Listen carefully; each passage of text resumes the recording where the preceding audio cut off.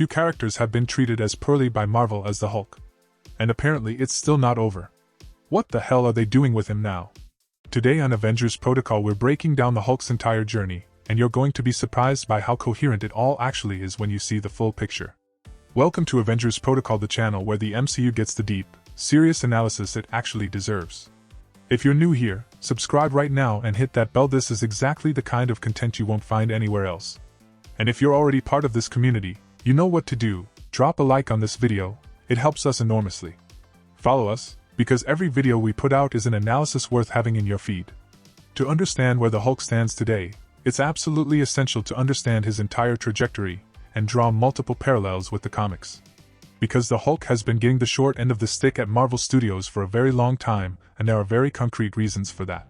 When people think about Marvel's early films, they usually think about Captain America, Thor, and obviously Iron Man.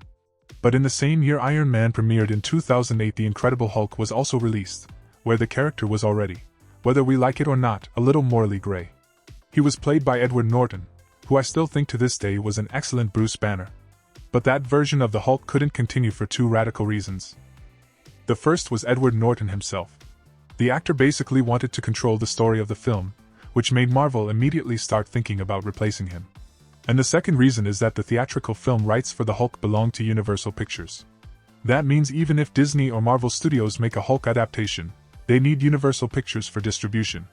That's why to this day the Hulk has never had another solo film where he's the protagonist, because doing so would require Disney to split the profits with Universal. That forced every narrative arc Marvel envisioned for the Hulk to be squeezed into other characters' films, whether Avengers movies or Thor. And it's obvious. A character appearing as a supporting player simply can't be developed as deeply as the protagonist. Worth noting that the version of this character in that first film drew heavily from the original Hulk in the comics, where he first appeared in gray, only changing to green a few issues later due to printing limitations of the era. In those original volumes, the Hulk's transformation was triggered by the cycle of day and night. Night fell and the Hulk appeared. Although the direct link between Bruce Banner's stress and the transformation wouldn't become definitive until 2 years later, in Tales to Astonish. But look at the end of the 2008 film, we see Banner isolated in a cabin in the middle of nowhere, meditating to control his transformation into the Hulk. That setup was used brilliantly in the Avengers in 2012, where the Hulk already appeared completely green, but Bruce Banner demonstrated some control over the transformation. He decided when to become the Hulk. And while he couldn't maintain the same level of rational thought in Hulk form, he was capable of giving the big green giant a general direction. Despite the recasting Mark Ruffalo taking over the role of Bruce Banner, it was still possible to understand a natural development in the character's personality. In Norton's version he was a bit more self-centered, sometimes even irresponsible. In the Avengers with Ruffalo, Bruce Banner showed that he had matured through his experiences, being more responsible and careful in his actions. The character follows that progression into Avengers: Age of Ultron in 2015, where he continued transforming at will, channeling his rage to serve the Avengers' objectives. And alongside Black Widow, he found a way to calm his alter ego. But it was clear that the entire process was extremely draining for Bruce Banner. And he was practically forced to relive a major trauma when he was influenced by the Scarlet Witch and destroyed part of a city near Wakanda. Something important to keep in mind here: that was exactly what Bruce feared most, the Hulk losing control and hurting more people. That situation generated an even greater public rejection of this hero and pushed Bruce to want to isolate himself more and more. He held on just long enough for the Avengers to resolve the Ultron threat, and the moment the battle scene settled, the Hulk, inside the Quinjet, the Avengers aircraft, simply headed off into space. In other words, reliving that trauma made Bruce Banner withdraw so deeply into himself that he nearly vanished inside the Hulk. He reappears in Ragnarok, where we discover that the Quinjet apparently also functions as a spacecraft, drifted out of Earth's orbit, entered some kind of wormhole, and was thrown into the garbage dump of the galaxy, the planet Sakar, where the Hulk became a gladiator thanks to his physical aptitude. He spent years on that planet. Years as a gladiator without Bruce Banner surfacing even once. That allowed the Hulk's consciousness to mature, developing an almost childlike personality, as if he were literally a child who, with only a few years of life experience, learned some words and learned how to behave. Eventually, Thor manages to play a recording of Black Widow, and the Hulk reverts back to Bruce Banner, who now, by the way, had developed a completely different fear. If before he was traumatized by hurting people, he now had the trauma of disappearing inside the Hulk's body, of his consciousness being completely erased. That's why Bruce Banner didn't want to transform again anytime soon. But he was forced to try during the final battle against Hela. And the result? He couldn't transform. It was no longer just emotional control. It was rational control too. Bruce would do everything possible not to become the Hulk. And the Hulk would do everything possible not to become Bruce Banner again, terrified that his counterpart would end his existence permanently. And that brings us to the most important chapters in Bruce Banner's story in the MCU, Avengers, Infinity War and Avengers, Endgame. Actor Mark Ruffalo shared that Kevin Feige came to him and asked, "Mark, how do you imagine the future of the Hulk on screen?" Mark Ruffalo pitched his vision, and what they arrived at was that this dramatic arc for the Hulk would unfold across the next 3 films. Looking back today, we can reasonably infer those 3 films were Thor, Ragnarok, Infinity War, and Endgame. So the idea Mark Ruffalo had was probably something along the lines of the Hulk taking full control first, then Banner managing to transform and take full control, but both ultimately discovering they need to work together, which would give rise to the Smart Hulk. However, as we'll see, in the Spider-Man film that didn't play out exactly as intended. We'll get there. Hey, I need to ask you something right now. If you're enjoying this breakdown, hit that like button right now. That one small action gives this channel an enormous boost. And if you're not subscribed yet, subscribe right now and hit the bell. Follow Avengers Protocol so you never miss one of these analyses. Every subscription, every like, every comment is directly what allows us to keep producing this level of content for this entire community. Done? Let's keep going. In Infinity War, the Hulk, still that childlike Hulk who wanted no part of sharing space with Bruce Banner, went up against Thanos and took a monumental beating. Such a brutal defeat that when they arrived back on Earth, the exact opposite of Ragnarok happened. If in Ragnarok we saw Banner hide inside the Hulk, here we see the Hulk hiding inside Banner. And that's where we discover the Hulk's great trauma, his great fear. He was terrified of losing. The Hulk was flat out refusing to come out, something that would have been Bruce Banner's dream come true years earlier. Except that at this moment of total crisis for the Avengers, a decisive battle, Banner needed to set aside his own fears and call on the Hulk. And it didn't work. Which forced Bruce Banner himself to improvise on his own using the Hulkbuster armor borrowed from Tony Stark. It's important to mention that, originally, the plan was for Bruce Banner and the Hulk to find genuine harmony near the end of Infinity War. That moment was actually filmed, but it was cut and became a deleted scene. The Smart Hulk was supposed to emerge there. That was the conclusion of the arc Mark Ruffalo had proposed, the union of the best of 2 worlds. But since that's ultimately not what happened, Marvel went down a considerably darker path with the character. And that brings us to Avengers, Endgame, where the Hulk already appears intelligent, and people around him start calling him Professor Hulk.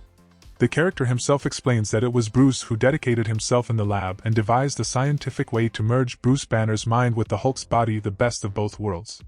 But you already understand the problem with that. The personality the Hulk had developed as a person on the planet Sakar during those 2 years was completely suppressed.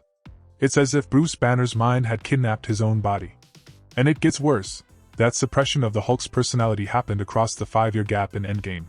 So Bruce possibly spent more time suppressing the Hulk's personality than the Hulk's personality spent suppressing Bruce. Imagine the resentment quietly building up over all that time. Something else that happens in Endgame, the Smart Hulk uses the Infinity Gauntlet. That severely injures his arm. He remains seriously injured for the rest of the film, and the resolution of that only comes in later production, starting with the Shang-Chi post-credits scene, where he already appears with the injured arm wearing a gamma radiation containment gauntlet, which was precisely what allowed him to return to human form. There's a fascinating parallel for this in the comics, specifically in the Incredible Hulk issue 141 from the 70s, featuring a machine called a cathexis ray generator that was capable of draining the gamma radiation from Bruce Banner, essentially undoing his condition and allowing him to stop transforming into the Hulk. That process didn't go entirely smoothly because Dr. Samson, a character very prominent in the comics for a long time but who hasn't appeared in any meaningful way in the MCU yet, had a considerable ego, and decided to bombard himself with a portion of the gamma radiation the machine had extracted. That left him with green hair, which stuck around for quite a while in Marvel's comics.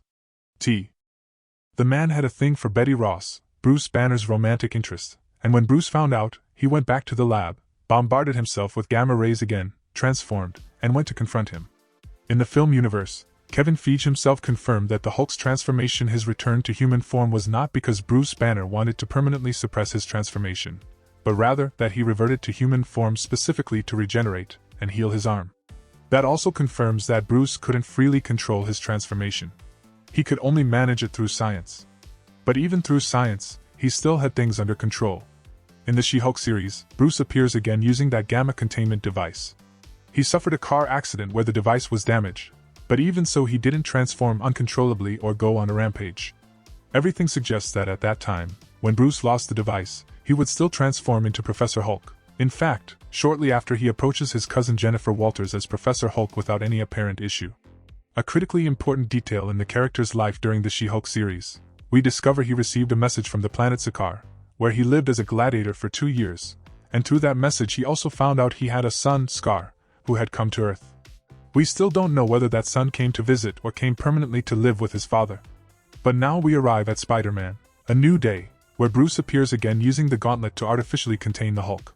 Except there's a crucial difference. Since the events of the She-Hulk series, he no longer needed that gauntlet because he used it to heal his arm, and by the end of She-Hulk he already appeared with his arm completely healed. The smart Hulk was 100% recovered. So what on earth made him resort to the technology again to block his transformation? The answer might lie in the Incredible Hulk issue 377 from 1991, where Dr. Samson, the same one from the machine, the one who took a bit of radiation for himself, continued as Bruce Banner's therapist. And through hypnosis techniques and a series of similar methods, he managed to get the different Hulk personalities to simply reach an understanding: Bruce Banner, the Grey Hulk, and the Green Hulk. There are far more versions of the Hulk today, but those were the main ones back then. Bruce revisited several childhood traumatic moments that had fragmented his personality so deeply. And in finally resolving that, the personalities reached harmony.